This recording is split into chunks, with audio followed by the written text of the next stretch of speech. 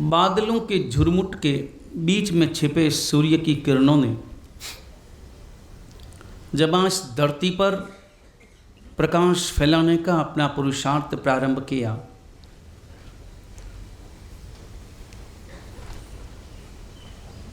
और उसी समय सूर्य की किरणों के अवतरण के साथ एक नई ऊष्मा, नया प्रकाश, नई रोशनी, नया वातावरण, नई बहारें जैसे हृदय में छा गई। सुबह ही सुबह जब आँख खुली, सोए थे मन अलग था, उठे थे मन अलग। आज जब उठे और उठते ही हृदय परम प्रफुल्लता और परम प्रसन्नता से भर उठा, तरोताजा हो उठे, एक ताजगी के साथ हृदय बोल उठा कि सावधान, आज से पर्वादिराज पर्युषण महापर्व का आगमन हो रहा है। पर्वादिराज पर्युषण हमारे जीवन में आया है, हमारे जीवन का सौभाग्य है। और पर्वादिराज पर्युषण कोई सामान्य व्यक्ति नहीं है, एक अस्तित्व है जो हमें बदलने आया है, जो हमें कुछ देने आया है, कुछ लेने भी आया है। जो वो दे उसे स्वीकार करना है और जो मांगे उसे अर्पण कर देना है।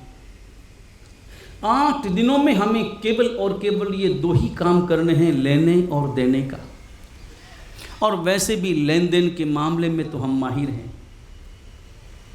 तो फिर पर्वादिराज पर्युषण जो दे रहा है उसे हमें सहर्ष स्वीकार करना है, हृदय से, रोम रोम से, अणु अणु से, और अर्पण करना है वो जो मांगे बिना ननु नच किए।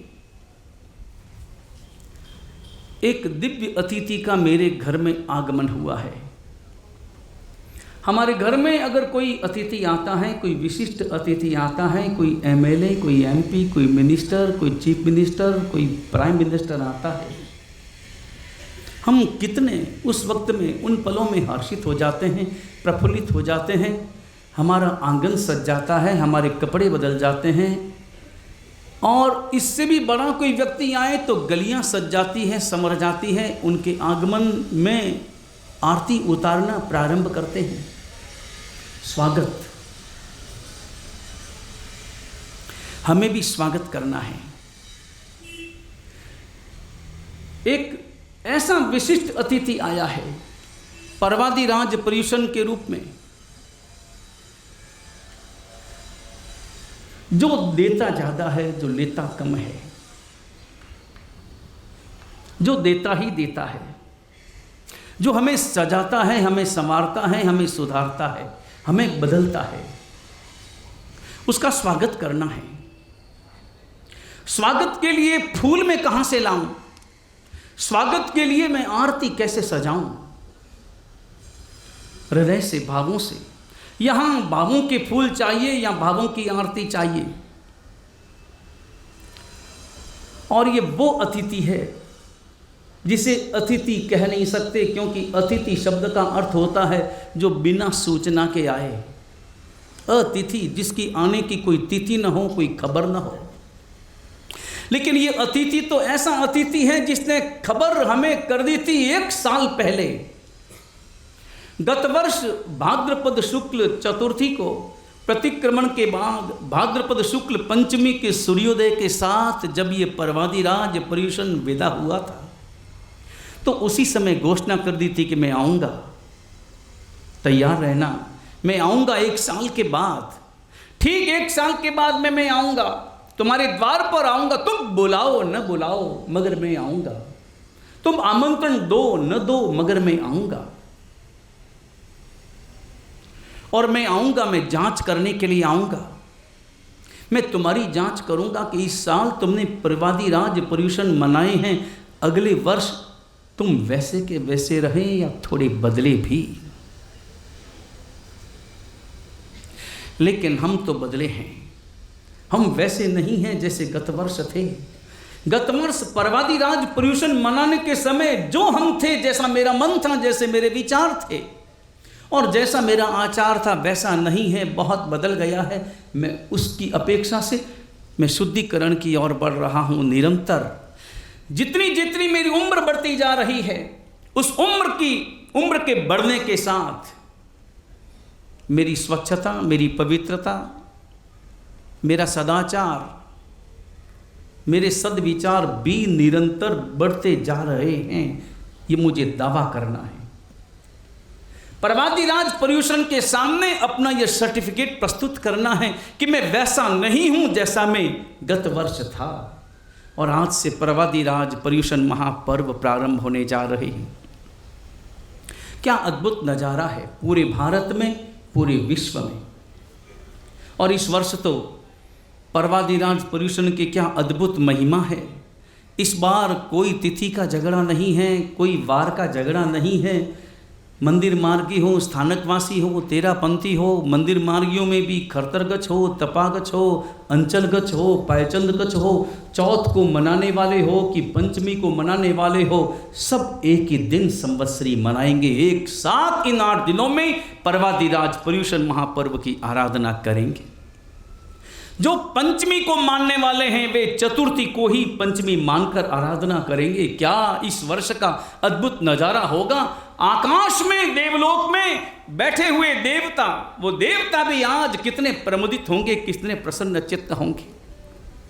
और आज का जब सूर्योदय हुआ, सूर्योदय होने के साथ लोगों का मन बदला। न केवल साधु साध्वी जी भगवंतों के, बल्कि श्रावक श्राविकाओं का जीवन बदला, दिनचर्या बदली। आज सुबह कौन ऐसा व्यक्ति होगा जिसने सुबह उठकर सूर्योदय होने से पहले ही पानी पिया होगा या कुछ खान पान किया होगा। सवाल ही पैदा नहीं होता। आज तो सुबह ही सुबह उठकर सामायिक करने का मन होता है, परमात्मा की पूजा करने का मन होता है, औषध करने का मन होता है। ये पर्वादिराज पर्यूषण महापर्व का आगमन है, उसे बधाना है, उसे बधाना है। अपने त्याग से उसका स्वागत करना है, अपने सदाचार से उसका स्वागत करना है, अपने तप से, अपनी तपश्चर्या से, अपनी आराधना से और अपने अंतर के सरल परिणामों से।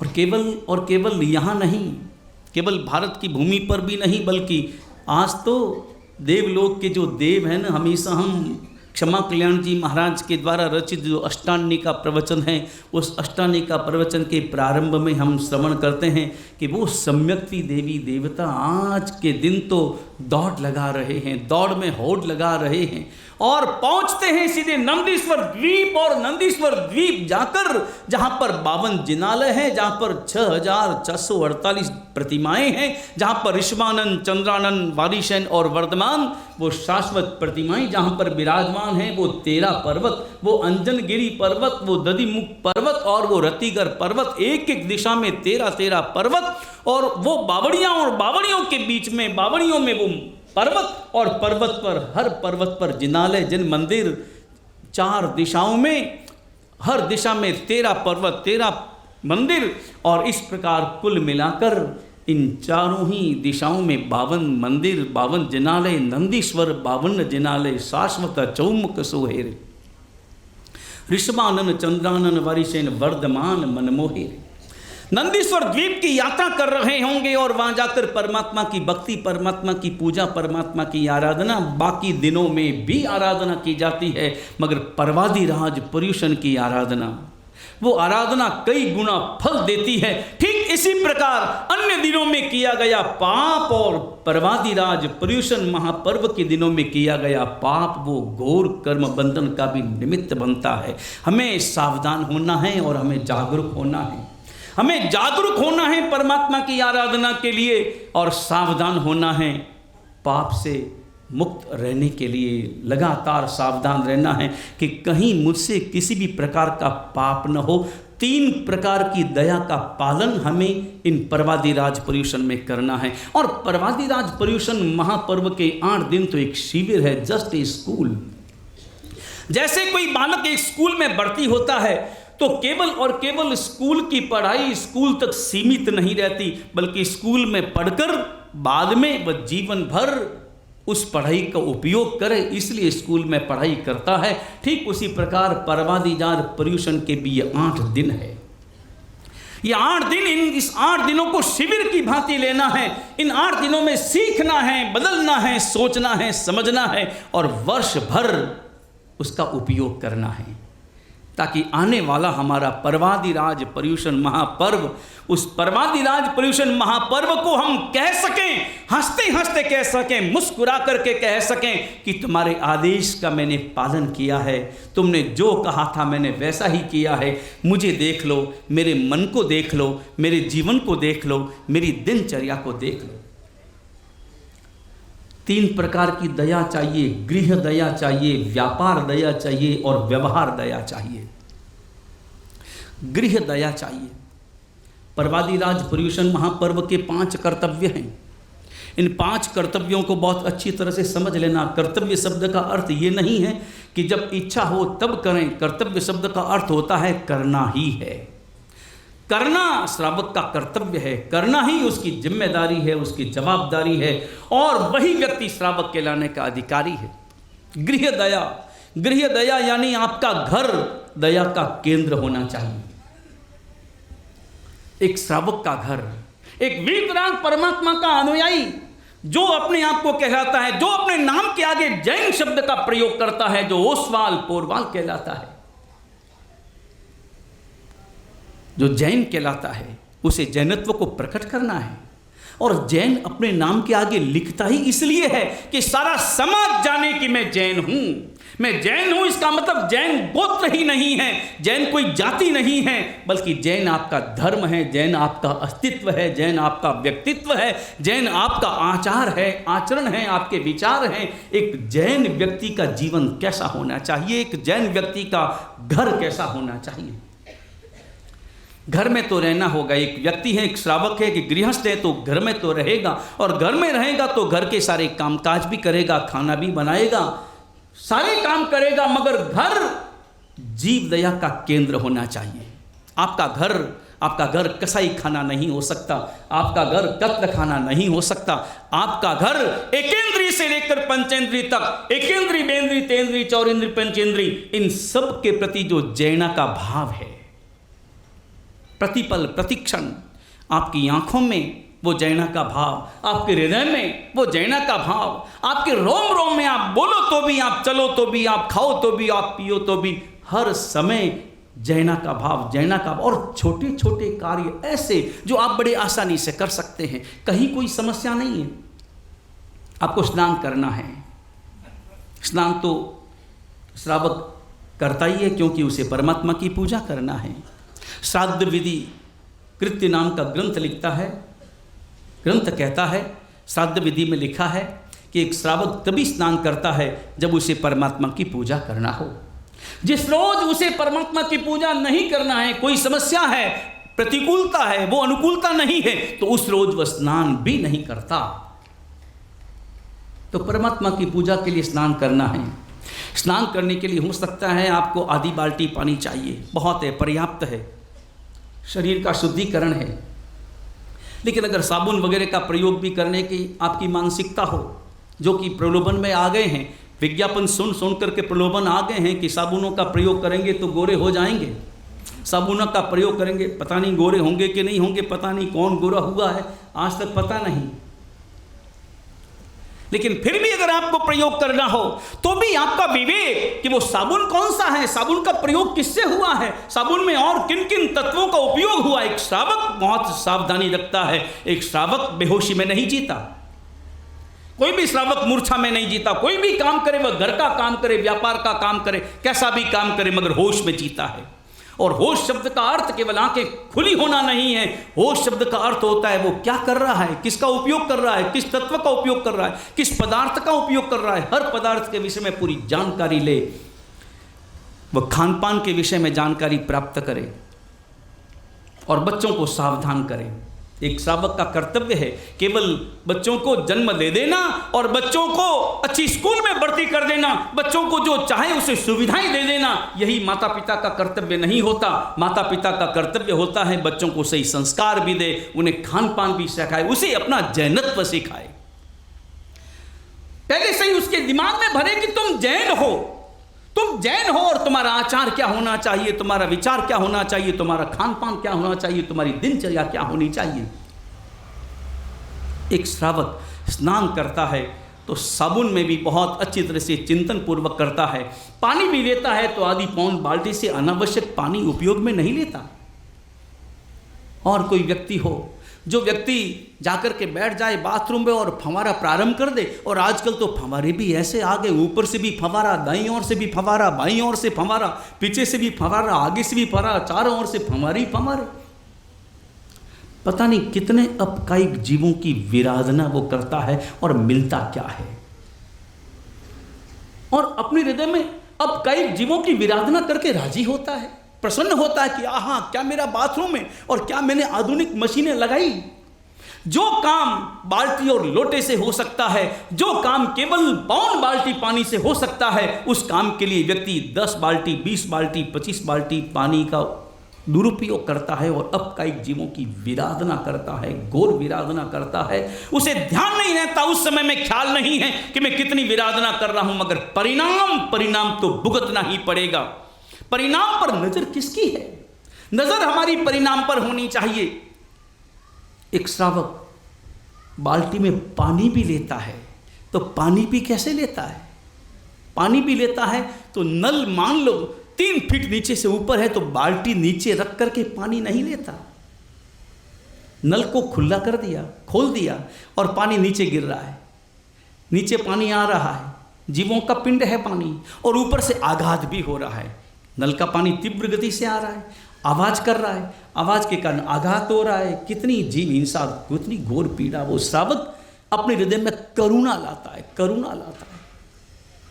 और ध्यान रहे, सच्चा श्रावक वो है जिसके अंतर में ये 3 भाव हों। 3 भाव उसके अंतर में होना बहुत जरूरी है। नंबर 1 जिज्ञासा चाहिए, नंबर 2 ध्येय चाहिए, और नंबर 3 पुरुषार्थ चाहिए। ये 3 चीजें जरूरी, इनकी विवेचना मैं करूंगा। मगर सबसे पहले वो बाल्टी नीचे रखता है और आघात करता है। करुणा अंतर में लाओ। वो आघात के कारण कितने जीवों की विराधना करता है। वो बाल्टी को ऊपर लेता है, धीरे से पानी लेता है, आवाज न हो, ताकि अब कई जीवों की विराधना तो मुझे करनी पड़ रही है, मजबूरी में करनी पड़ रही है, मगर उन्हें मैं और ज्यादा कष्ट न दूं, धीरे से पानी लेता है। एक श्रावक बहुत जैनापूर्वक इन छोटी छोटी बातों पर बहुत ज़्यादा ध्यान देता है। एक श्रावक होश में जीता है, संपूर्ण रूप से अपनी मूर्छा का त्याग करता है। ये पर्वादिराज पर्युषण महापर्व के दिन है। इन दिनों में हमें सीखना है कि जीवन कैसे जीना है। ये 8 दिन केवल 8 दिनों के लिए नहीं है। हालांकि कितना अच्छा हो कि पर्वादिराज पर्युषण महापर्व 8 दिनों का न होकर के 365 दिनों का हो जाए। 365 दिन पर्वादिराज पर्युषण की आराधना करना है। ये 8 दिन पर्युषण के तो 8 ही दिन हैं, मगर बाकी 8 दिनों में सीखा गया सारा चिंतन, और वो हमारी जीवनचर्या और दिनचर्या का हमारा अंग होना चाहिए। वहां हमें पहुंचना है। गृह दया, हमारे घर में दया चाहिए। घर में दया का, घर को दया का केंद्र बनाओ, जीव दया का केंद्र बनाओ। एक श्रावक का घर है। श्रावक कोई भी काम करे, चाहे उसमें झाड़ू लगाए, चाहे पोंछा लगाए, तो पहले ध्यान दे कि कहीं कोई जीव की हिंसा तो नहीं हो रही। वह रसोई भी बनाए तो सावधानी पूर्वक, वह सब्जियों को संवारे तो भी सावधानी पूर्वक, जैना पूर्वक, हृदय में करुणा लाते हुए। हृदय में करुणा, मजबूरी है, मुझे मजबूरी है कि मुझे ये संवारना पड़ रहा है, ये काम करना पड़ रहा है, ये वनस्पति का एक जीवों की विराधना मुझे करनी पड़ रही है, ये मेरी मजबूरी है, मगर उसमें प्रसन्नता की अनुभूति नहीं है। प्रसन्नता का अनुभव करते हुए कभी भी कोई भी संसार के कार्य मत करो। संसार के कार्य करते समय अगर प्रसन्नता का अनुभव हुआ, घोर कर्म का बंध होगा। उस वक्त में करुणा का भाव लाओ, और अगर करुणा का भाव लाया तो अपोसी होई बंदो जैनम न निदम दशम कुणई, अल्प कर्म का बंधन होगा। काम तो करना पड़ेगा, मजबूरी में काम करना पड़ेगा। गृह दया चाहिए। सबसे पहले अपने घर को संवारो, घर को संवारने का मतलब होता है घर को जीव दया का केंद्र बनाओ। घर के कोई भी काम हो, कैसा भी काम हो। नंबर 2, व्यापार दया। व्यक्ति को व्यापार तो करना होगा, संसार का काम करना है तो व्यापार करना होगा, पैसा भी कमाना होगा, मगर ऐसा कोई व्यापार न हो, हमारे द्वारा ऐसा कोई व्यापार न हो जिसमें घोर जीवों की हिंसा हो, जो डायरेक्ट जीवों की हिंसा का निमित्त बनता हो। ऐसा व्यापार कोई भी श्रावक वीतराग परमात्मा का अनुयायी नहीं कर सकता। वो वीतराग परमात्मा का अनुयायी कम प्राप्त करके भी संतुष्ट रहता है, लेकिन ज्यादा प्राप्त करने के लिए कभी भी जीव हिंसा का उपयोग नहीं कर सकता। ऐसा कोई काम, ऐसा कोई व्यापार नहीं कर सकता। नंबर 1, गृह दया, आपका घर दया का केंद्र होना चाहिए। नंबर 2, व्यापार दया, आपका व्यापार भी ऐसा होना चाहिए जिसमें जीव दया का पालन होता हो, जिसमें जीव हिंसा अल्पतम हो। और नंबर 3, व्यवहार दया, जीवन का आपका व्यवहार, आपकी बोलचाल, आपकी भाषा, घर वालों के साथ, परिवार वालों के साथ, नौकर चाकरों के साथ आपका व्यवहार कैसा है, आपकी भाषा कैसी है, आपकी बोलचाल कैसी है, उनके साथ उनके कष्ट के समय में, उनके दुख के समय में आपका व्यवहार उनके प्रति कैसा रहा है। ये 3 चीजें हमें अपने अंतर में धारण कर लेनी है। गृह दया चाहिए, व्यापार दया चाहिए और व्यवहार दया हमारे हृदय में चाहिए, हमारे जीवन में चाहिए। तब कहीं जाकर हम पर्वादिराज पर्युषण महापर्व की आराधना करने के अधिकारी बनते हैं। और अधिकार प्राप्त करने के लिए अपने अंतर में जिज्ञासा प्रकट करो।